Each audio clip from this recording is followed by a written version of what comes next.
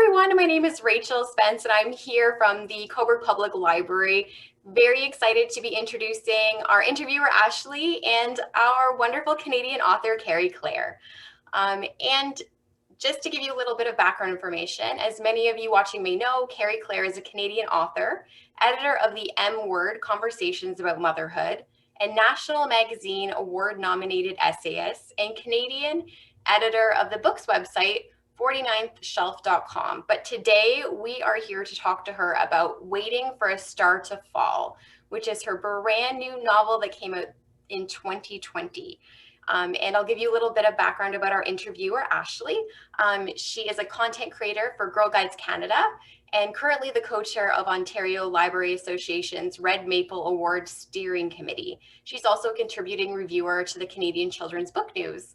So I will leave from now and leave you with these two wonderful women who are here to talk a little bit more about Waiting for a Star to Fall. Thank you, Rachel.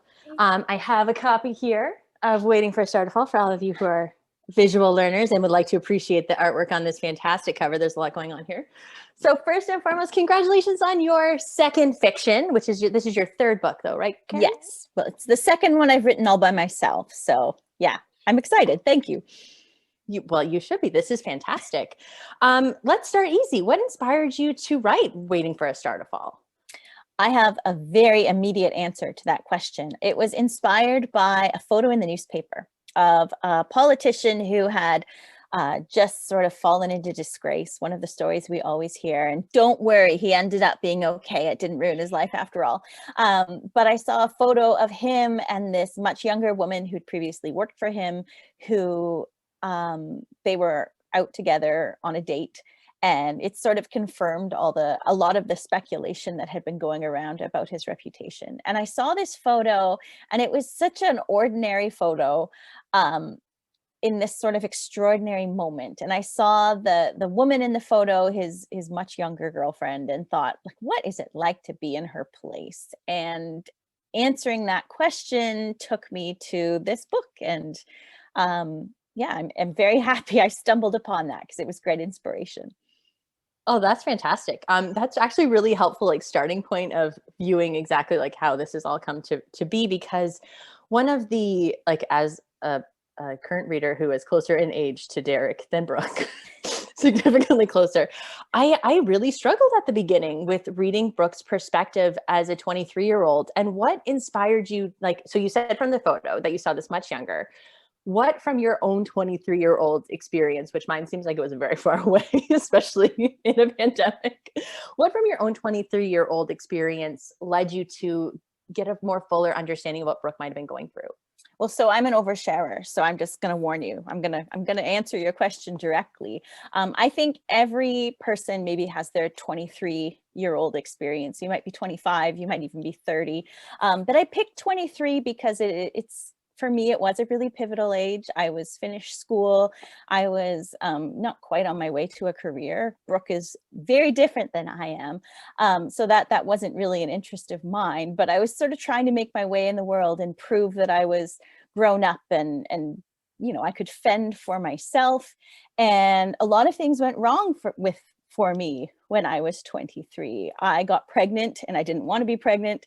And I sort of thought, my whole life was ending. I think it might be a line in the novel, but it's definitely a line from a terrible poem I wrote at the time. And it was, now I know how downward spiral goes. And I just thought, oh my gosh, my whole life has fallen apart. And what you don't know when you're 23 is that you get other chances. You get to make mistakes and you get to pick yourself up and try again. And I'm very grateful that that was my experience when I was 23. That didn't sort of, that experience didn't make for everything that would come after. Like, it was a long time ago now. And when you're grown up, you get to mess up and try over and over again. But when you're 23, you don't know that yet. You don't know how long life is. So my experience was very different from Brooke's, but for me, that was the age when I realized that I would be learning and making it up as I go along forever and ever. And that was a real revelation, actually, and it was really liberating. And so I I could identify with her experience, because she's also lost touch with everything that's super important to her, and everything that she built crumbles. And I know what that feels like. Oh, my heart. Just gonna sit and enjoy that moment for a moment, as all like hopefully the whole audience is going to. So you've just brought up that like Brooke is living in a little bit of exile at the beginning of this book, and as a reader, who is not 23 and not living my 23 life again, Thank one of the goodness. thank goodness for that. Yeah. Like, oh, my heart goes out to 23-year-olds. And when I read that in your acknowledgement at the beginning, I was like, oh, yep, you got a hard road. It's going to be a while. Don't worry, it gets better. And I'm curious, like one of the things that you do create is this little bit of an unreliable narrator, especially at the beginning. And I found that I was like a little bit put off by like Brooke's lack of feminism. It felt like at the beginning of the novel, and you're like, oh, I don't know how I feel about this book. I don't know how I feel about this character. Did you have in mind like this? I always wonder about authors writing unreliable narrators to start, who are like still learning along the way. Did you have an end goal in mind for Brooke as to like, this is where she's going to end up, so I'm going to like sort of weave it backwards, or did it unfold as you were writing? I think I must have had the end goal. I am a feminist, and so the end goal was, I'm not going to say the end of the book, but I knew where it was going. Although I don't know if I articulated that, but I think my feminism is so ingrained in who I am that it just was without question. The book was going to turn out that way. But I was very, I also think feminism is really complicated, and I love it. I think that we have to acknowledge those complications, and that keeps it interesting. And when I saw the photo of the woman in the newspaper that inspired the novel, something that occurred to me was, how feminist is it for me to look at this young person and deny her agency, and to think that all her choices are unworthy? I think that's a really interesting question. And I think that woman made terrible choices, but is that feminist? And I don't have a straightforward answer to that question, which is interesting.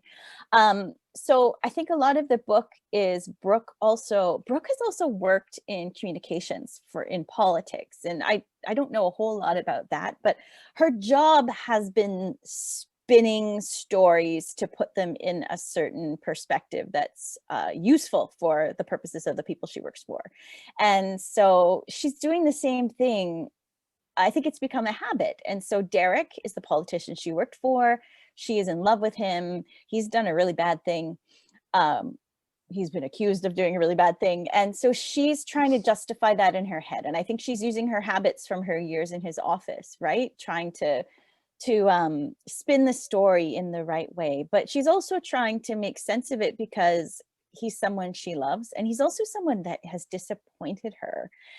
And I think she's a passive character, and I think she's someone who you might not notice in a crowded room, but she does have a really strong sense of who she is. And part of that process is her justifying her feelings toward him and trying to make sense of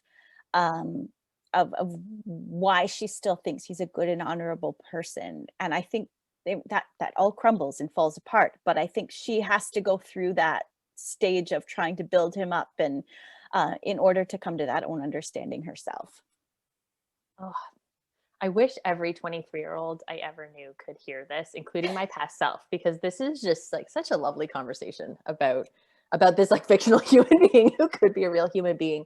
And also she was really interesting. She is so interesting. And this idea also of question as being a part of being a good feminist is questioning your own feminism and the feminism that you're bringing. And one of the things I really loved is that you did that in your secondary characters, and they chimed up with the different perspectives, and they brought them through. And you did this with like different media articles that you pulled in as you were like setting up this beautiful juxtaposition between like what the media was reporting and what Brooke's experience was going to be next. That's not a spoiler. That's a forming context piece. Sure. And it's really interesting how your focus in this was a lot on print media and on the importance of news sources and newspapers, as opposed to like Brooke finding this out like on Facebook, because she was like this ghost in social media. And this is quite divergent from your first book, which is also here. Yes. Which is Mitzi Bites, where like you were embroiled in this world, this digital world. So why did you choose for Brooke that her life would be more of like the mainstream media and this more like print media base? I think part of it is because I'm old. Um, and so for me to, and you know what, like Mitzi Bites, if you've read it, I very much use what I had at home to write it. It's about a woman whose life is similar to mine in lots of ways. Her blog is way more interesting than mine. But you know, I didn't go too far out of my way to research the context for the book. And I guess in order to write authentically about a young person's experience on social media, it would have just been far out of my wheelhouse. And so I just decided to, and you know what's funny? So if I was going to review this book, my one criticism of it, which nobody's picked up on so far, but there's no cultural cues beyond 1998. Um, So yes, Brooke is, I mean, she spends a lot of time with older people too. So I mean that's her cultural content. And the 1990s is very trendy right now. But yes, I definitely, it's in my own milieu, the book, culturally speaking. And so, and also social media dates itself so quickly.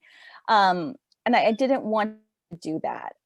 So yeah, there's quite, I'm lazy is one of them. And yeah, I didn't want the book to go out of date so fast. And I guess I'm also really interested in the way that traditional media portrays situations like this, political scandals and men who've been accused of egregious acts and abuse.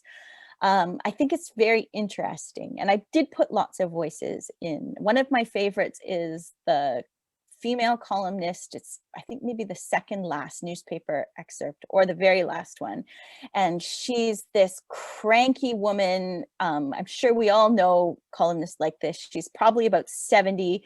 She's had to work with like disgusting men throughout her career, and she just put up with it because that's what you had to do. And as a result, she has absolutely no sympathy for women who are demanding better and has no compassion for the women who've come after her. And so I wrote this columnist who's, you know, really worried about what the Me Too movement's doing for men. And it's one day it could be your son. And it's all so cliched and it's all so boring, but I also think it's really funny. I think it's dangerous, but I also just look at it and laugh because the amount of I guess processing that woman has had to do to write her column is very minimal. So I think it's kind of funny. And I do like including other voices because it complicates the situation, and complicating things is what we need to do to arrive at any kind of conclusion if we ever do. Well, and especially when you're writing in the wake of Me Too and with a Me Too lens in this, is that you need that complicated narrative to really fill out Brooke, or she'd be too two-dimensional. Absolutely. So I think it was so valuable. Also, like as much as this is not her dream job, this is not a spoiler. She's working in a library to start at the book. And part of the print that you did so beautifully is that she's the one who like sets out the newspapers each day on like those wooden dowels. And I could just like physically feel the moments of her doing that. And I just thought this was such a beautiful way to use setting, because this library is this community hub, and you find really gentle ways to really like reinforce how important libraries are in societally, for our social connections, for our community, for where we get our information, for our experiences. And I just like wanted, because this is for a library, I figured it would just be fun to celebrate that moment. No, and absolutely. that setting. And why did you was the library a deliberate choice because of like how it led you to the story, or was it sort of like this is fun, this is so different? So it's the same answer as before. I'm really lazy.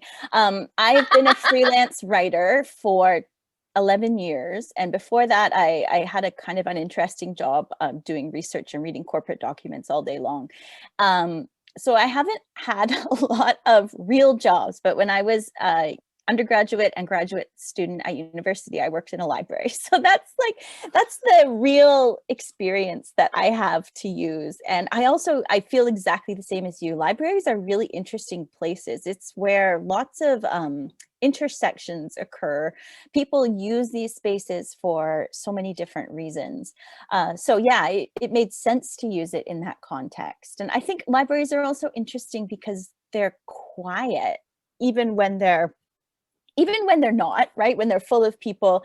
But there's a quietness about it that I think gives Brooke the space she needs for the reflection she has to go through at this point in her life. Oh, that's just lovely. I just feel like after every one of your answers, I just want to like sit with it for a moment and just like really enjoy it. Thank you. Do so. so. Yes, this is just so much fun. I've got this. So this part of the book has been sort of bouncing around my head a bit because as a feminist, I'm a bit torn about it. So one of the things that Derek points out is that, just doing like a quick like scan of like, is this a spoiler? Is that Derek talks about like part of the reason that he hires younger women in his office or recruits them or whatever.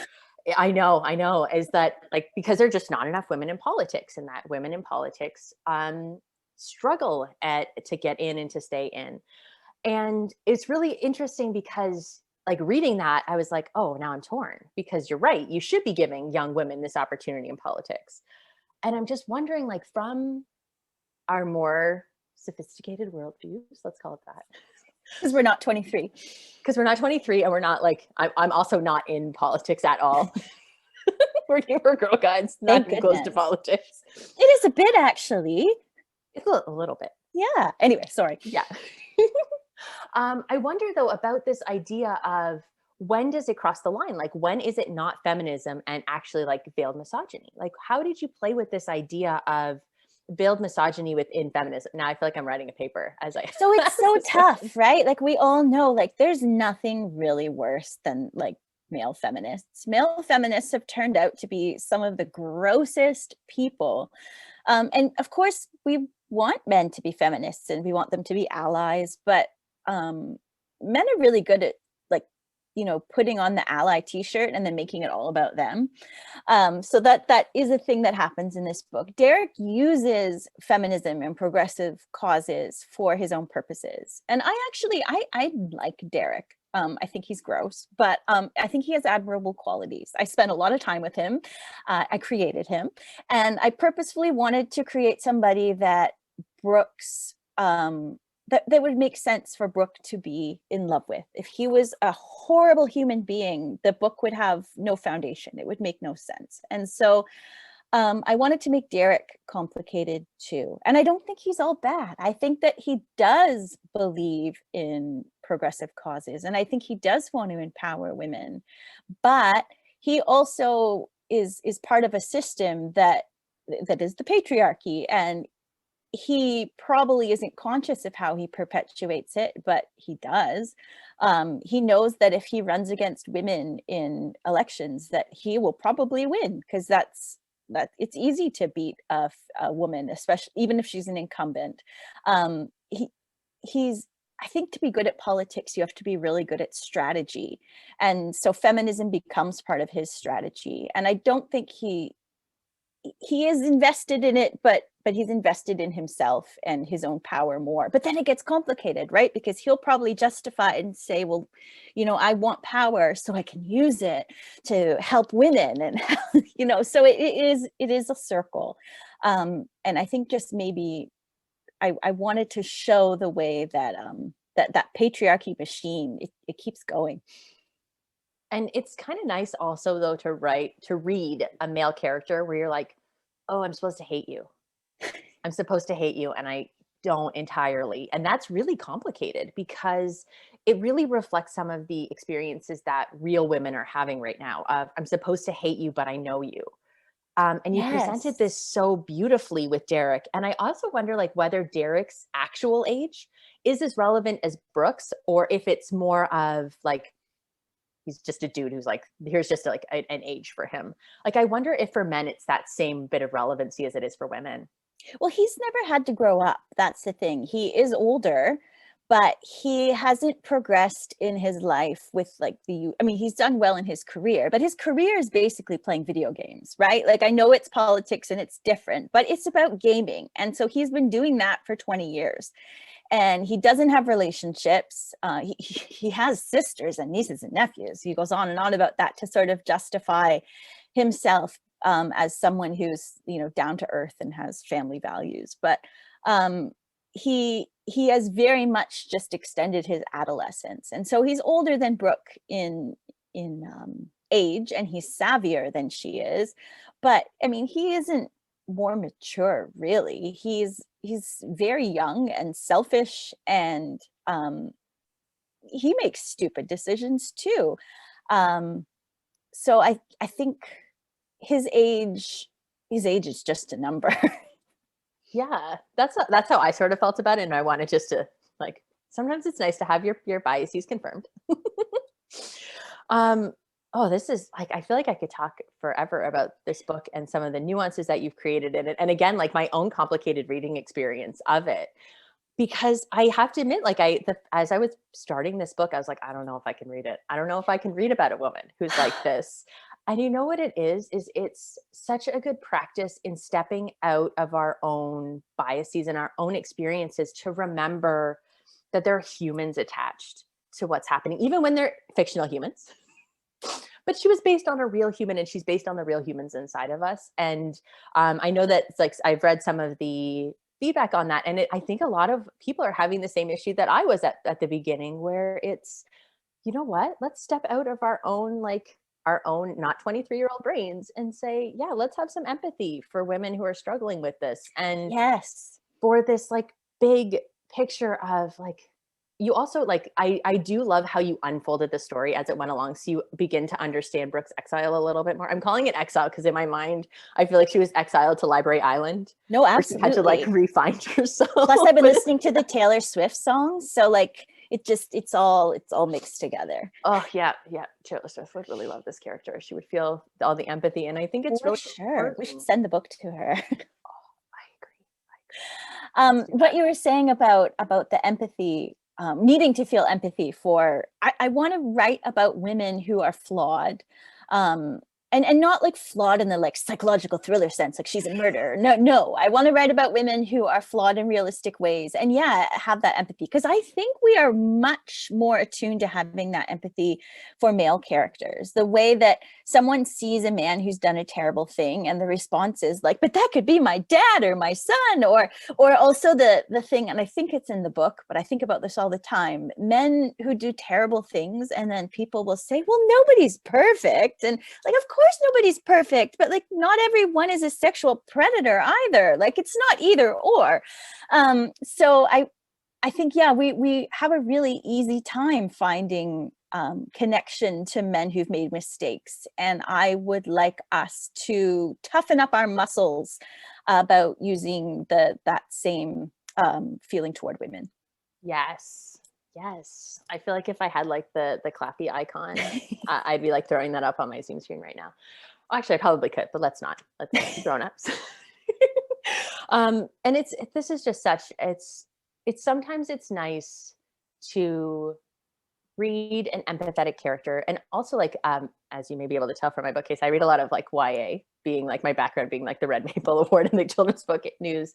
And it's almost nice to go into an adult book as if it's going to be a YA, where you go into That's it and so you interesting. feel that empathy for the character, that flawed growth is not always seen in adult literature.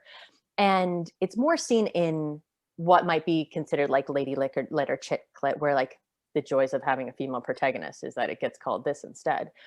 But like in a book like yours, you've really created almost like a YA feel, where you get to grow and the story like surprises you and brings you in all these different perspectives, and you learn so much by the end. And I just loved that about it. So now I'm going to praise you and fangirl. Thank you. You can keep going. But I just want to say, I keep talking about the book Harriet the Spy because I just read a biography of Louise Fitzhugh. I finished it last night. Such a good book. Harriet the Spy inspired Mitzi Bites, and I wanted to write a novel about a woman who, like Harriet in Harriet the Spy, doesn't learn her lesson. I mean, she learns a lesson, but the lesson that she learns is that she doesn't have to change who she is. And I think I love that idea. And so I wrote Mitzi Bites about a woman who also refused to change who she was. She wasn't perfect, but she really liked herself.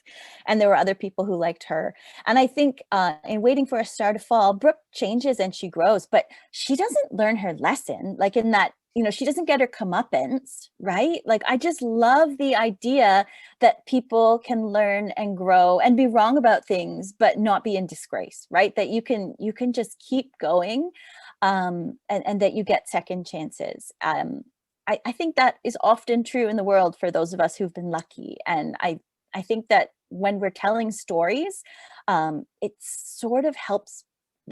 Ali Smith writes about the ones who tell the stories make up the world. And I kind of believe that. So I keep writing stories about women who like don't hate their appearances and get what they want in the end. And I'm just hoping that that'll catch on.